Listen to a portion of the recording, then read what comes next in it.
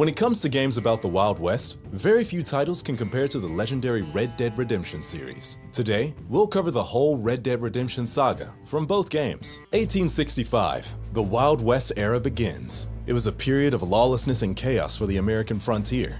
For 30 years, this untouched territory west of the Mississippi River was riddled with immoral gunslingers, cowboys, prospectors, and pioneers just running amok. It was a dangerous time. People cared less about their principles and more about their priorities. They would survive by any means necessary, even if it meant turning to a life of crime. 1872. The Pinkerton Agency versus the Wild West. The Pinkertons were the country's first national detective agency. During the frontier expansion, the Pinkertons were highly recruited by wealthy businessmen to help tame these uncharted territories of the West. They typically worked as bounty hunters for railroads and express companies, helping to protect their assets from the thieving gangs of outlaws. 1878. The Vanderlyn Gang is formed.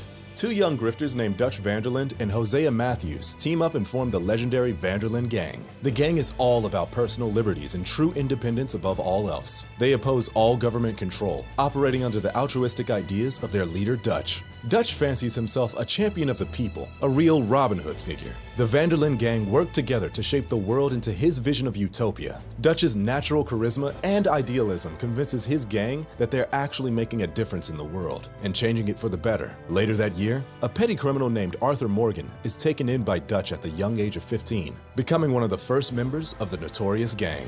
1885. John's history. Dutch rescues a 12-year-old orphan boy from a lynching in Illinois after he is caught stealing from a group of homesteaders. The boy has been killing and stealing since his father passed away, leaving him to fend for himself. This young boy is named John Marston. When John joins the gang, he meets Abigail Roberts, a working girl. Abigail was also orphaned as a young child and has spent most of her life barely getting by with her earnings from the local dive bars and brothels. She becomes pregnant with Jack Marston soon after John joins the gang.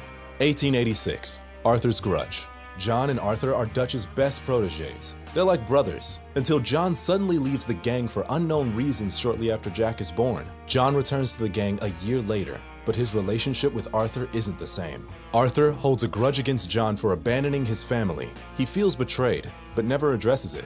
1899. Red Dead Redemption 2. The end of an era. Even the most notorious gangs have started to dwindle, but the feared Vanderlyn Gang is still hanging in there. They're still dreaming of that one last big score that will allow them to retire. At this point, there are 23 members in total, each ready to get rich. The Blackwater Massacre. The gang attempts a ferry heist in Blackwater that goes south and results in one of the biggest, most infamous shootouts in all the land. The Blackwater Massacre, resulting in a staggering number of police and civilian deaths. The exact numbers are unclear, but it's rumored that there is only one survivor aside from the gang itself, Mr. Landon Ricketts. The Vanderlyn Gang leaves their money and belongings behind and heads to the mountains to lie low until it's safe to return. But the weather is fierce, and the gang finds themselves unprepared for the dreaded snowstorm. Looking for shelter, they stumble upon a rival gang, the O'Driscolls. In addition to a warm place to post up, they learn of the O'Driscolls' plan to rob a train owned by the renowned businessman Leviticus Cornwall.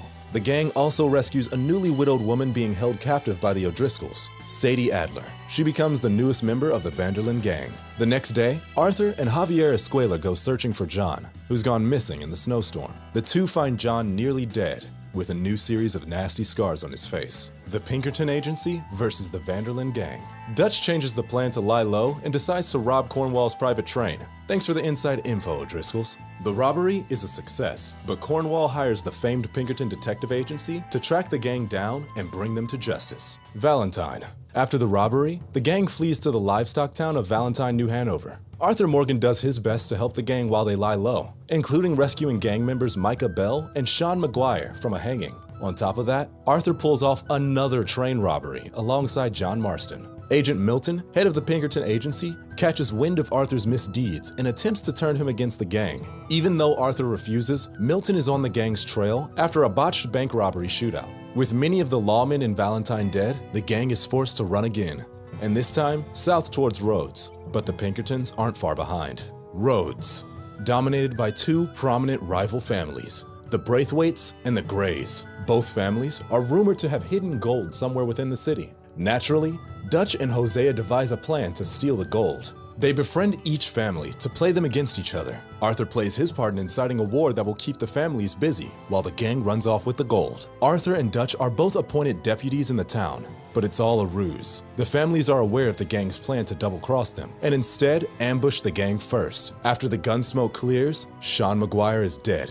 and little Jack Marston is kidnapped by the head of the Braithwaite house, Catherine Braithwaite. The gang takes down both families and learns that Jack is in the industrial city of Saint-Denis, held captive by Italian crime lord Angelo Bronte. Saint-Denis. Once they reach Saint-Denis, the gang tracks down Jack and Bronte and negotiate the boys' release. Bronte provides Dutch with a tip on a score involving a local trolley station. Dutch begins planning his next move. Arthur assists in a riverboat casino heist, where he meets a Native American tribe leader named Rains Fall. Rains Fall's tribe is also being pursued by the government, and Arthur develops a strong friendship with him. Dutch attempts to follow through on the tip he received from Bronte, but it's bunk. There's no money to be had in the trolley station. A livid Dutch takes out Bronte and attempts to rob the local city bank, with Hosea and Lenny Summers getting killed in the process. John is taken into custody by the police, while the rest of the gang goes back into hiding.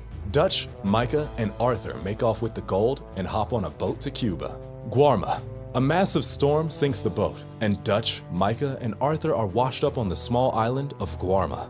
Guarma is run by a ferocious dictator named Fusar. Fusar owns all the sugar fields on the island, and he makes his wealth off enslaving the locals. So, because of Fusar's brutal, harmless nature, Guarma is in the midst of a revolution.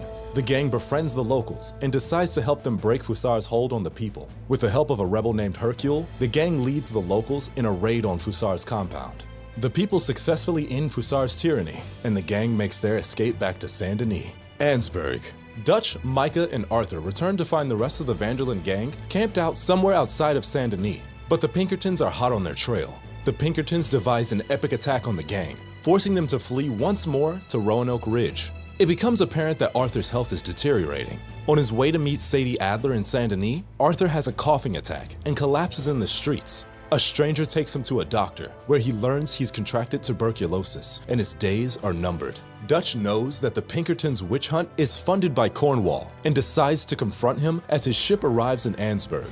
Dutch tries to make a deal with Cornwall, and when the deal falls through, Dutch shoots Cornwall in the chest. With setback after setback, the gang is on decline, and now members are beginning to jump ship. Even Arthur, given his new condition, is less enthused. He teams up with Sadie to break John out of prison and reunite him with his family. Then, he sets his sights on helping Rains Fall and the Wapiti people settle their conflict with the US government. Once again, Dutch decides to act upon yet another ruthless impulse. He convinces Rains Fall's son, Eagle Flies, to attack the US compound. Dutch plans to use the attack as a distraction to escape the eyes of the US Army.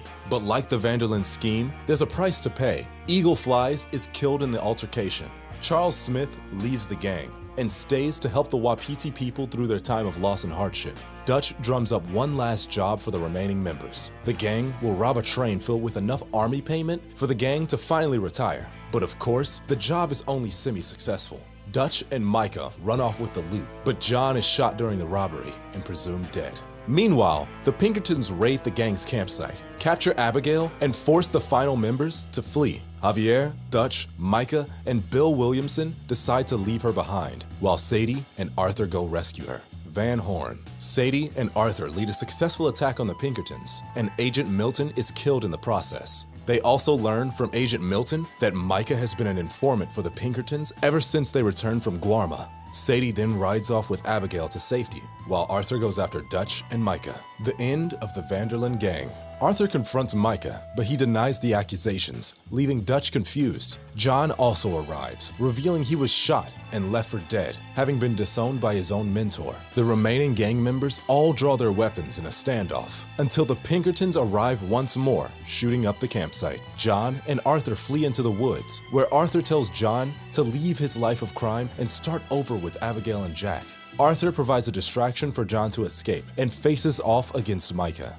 Arthur dies there, as the rest of the gang parts ways. And so ends the story of Arthur Morgan. But before this timeline tumbleweed keeps rolling, here's a quick reminder to sign up for the Leaderboard's ongoing console giveaway. Just head to leaderboard.nyc/giveaway and log in with a social account to enter. 1907.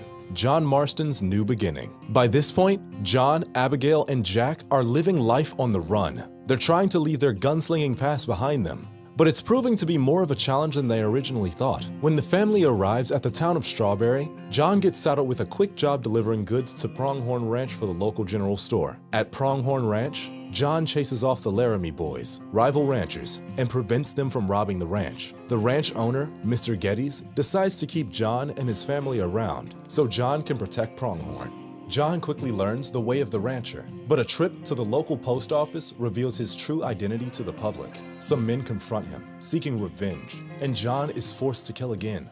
The incident makes Abigail worry that John may fall back into old habits. Their worries only grow as John assists Mr. Geddes in retaliating against the Laramie boys. John kills their leader and puts an end to the rivalry between the two ranches. Abigail becomes so concerned that she runs off with Jack the next morning. To convince Abigail to come back, John gets a loan to buy a piece of property named Beecher's Hope and starts a ranch of his own. John reunites with Uncle, Sadie, and Charles, who all help him build up the property. John also begins bounty hunting with Sadie to repay the loan. A new man, John writes to Abigail, asking her to return. When she does, John proposes to Abigail, and they begin their new life together, looking after the land and nursing it back to health. Sadie learns of the whereabouts of Micah Bell and recruits the help of Charles and John to track him down. Despite Abigail's pleas, John joins in the pursuit to avenge Arthur. They eventually confront Micah at his cabin in the Snowy Mountains and have a standoff. Dutch reveals himself and joins in the standoff. He then shoots Micah and takes his leave, surrendering the gang's hidden money stash to John, Charles, and Sadie. John returns to Beecher's Hope, pays off his loan, and formally marries Abigail. The Marstons finally settle into their new lives on the right side of the law, until a federal agent by the name of Edgar Ross tracks him down 4 years later. 1911, Red Dead Redemption, a new era begins. The days of the Wild West are numbered, and the government is actively rounding up the last known outlaws in their final effort to civilize the land. John Marston, now in the custody of 2 FBI agents, is cooperating with the government to take down the nefarious Bill Williamson, leader of the Linde Gang, at Fort Mercer. Although Bill and John were once thick as thieves during the Vanderlyn days, John is driven by the desire to save his family. The FBI is holding Abigail and Jack captive as a bargaining chip. Edgar Ross, head of the agency, promises that the Marstons will be free to live a lawful life without the constant worries of prosecution and, well, death. All John has to do is help track down the remaining members of the Vanderlyn Gang. Once John arrives at Fort Mercer, the whole plan goes down the tubes. He is met with only hostility from his former outlaw brother, Bill. Bill shoots John down right outside the fort, leaving him for dead. Thanks to a random act of kindness, John is saved by Bonnie McFarland, the owner of the nearby McFarland Ranch. She and her father seek medical attention for John's wounds, and after a successful recovery, John wakes up to discover he is indebted to the McFarlands, about $15 worth. But that's a lot of money in the Old West. So, to repay them, John helps Bonnie with chores around the ranch until he's healed enough to continue his search for Bill. Along the way, John then comes into contact with the District Marshal of Armadillo, Leigh Johnson. Johnson assures John that he'll help with his Bill Williamson troubles. That is, if John helps with a few local goons first. During his time accompanying the Marshal, John meets 3 other characters that will help lead him to Bill Williamson. First, there's a shifty snake oil salesman named Nigel West Dickens. After saving his life, John helps Nigel sell his herbal remedy in exchange for his assistance. Nigel then sends John off to meet Seth, a grave robber that needs help seeking a phony treasure. Later, Seth introduces John to a drunkard by the name of Irish, who has a line on some pretty heavy firepower. Finally, all of John's quid pro quo errands pay off. He and his new ally storm Fort Mercer, using the classic Trojan horse technique. John hides in Nigel's cover wagon with Irish's Gatling gun, while Seth serves as a distraction. However, Bill Williamson is long gone at this point, having fled to Mexico to meet up with another of the Dutch Vanderlyn Gang members, Javier Escuela. Mexico. John travels to Mexico in search of Bill and Javier, But once he crosses the border, he is immediately greeted with trouble from the locals. A stranger intervenes by the name of Landon Ricketts, a famed gunslinger in the Wild West. John recognizes Landon from the stories he was told as a young man, and Landon teaches John a few gunslinging tricks, like how to use the Deadeye. When John crosses the border, he discovers Mexico is in the middle of a revolution, but John's not interested in Mexican politics. He helps whichever side will get him closer to Bill and Javier. Vincent de Santa, captain of Mexico's army, discovers that John has been helping the rebels and betrays him. But before John bites the bullet, he's saved by the leader of the revolution, Abraham Reyes. Looks like John's finally picked a side of the revolution. First, John and Abraham catch up with Javier. Javier claims that Bill is hiding with the head of the country's armed forces, Colonel Allende. With Javier dealt with, John and Abraham storm Allende's villa and find him and Bill trying to flee, but bring a swift end to them both. Abraham assumes power and John bids him farewell, returning to West Elizabeth. The hunt for Dutch. Back in the States, John receives a tip on the whereabouts of Dutch. After enlisting the help of a Native American named Nastas and an ex-Yale professor named Harold McDougall, John discovers that Dutch has a new band of followers. He's convinced the local tribe to join him in his fight for a utopia free from government oppression and has been hiding at Cochene, a mountainous village occupied by the local tribe. The FBI, US Army, and John all take on Dutch and his new gang, and their combined efforts prove to be too much for Dutch to handle. He commits suicide, and with Dutch out the picture, John is free to go home. John's return to Beecher's Hope. John returns to his ranch to find Uncle, Jack, and Abigail all waiting for him. He continues to enjoy his new life once more, teaching young Jack how to be a rancher and actively steering him away from a life of crime. Life is peaceful, until a band of government agents, accompanied by the US Army, arrive to terminate the real remaining members of Dutch's gang. John sends Abigail and Jack away before stepping outside to take his final stand and accept his fate. John's story ends there, in a hail of bullets. 1914, Jack's revenge. Now that Abigail has passed, Jack decides to become an outlaw, hell-bent on revenge. He tracks down the recently retired Edgar Ross and challenges him to a duel. In a shallow victory, Jack guns down the man that double-crossed his father and continues the Marston legacy.